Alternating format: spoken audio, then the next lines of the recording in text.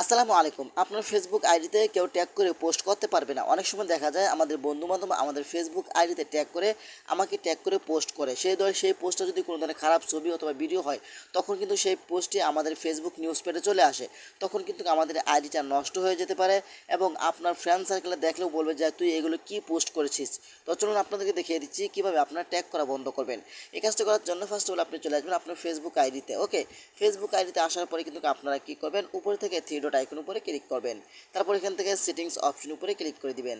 তারপর একটু নিচে আসবেন। নিচে আসার পরে কিন্তু এখানে একটি অপশন আপনারা পাবেন, সেটা হলো প্রোফাইল অ্যান্ড ট্যাগিং। এখানে আপনি ক্লিক করবেন।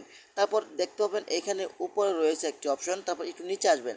আসার পরে কিন্তু এখানে একটি অপশন রয়েছে who can say post that your tag. এখানে আপনি ক্লিক করবেন।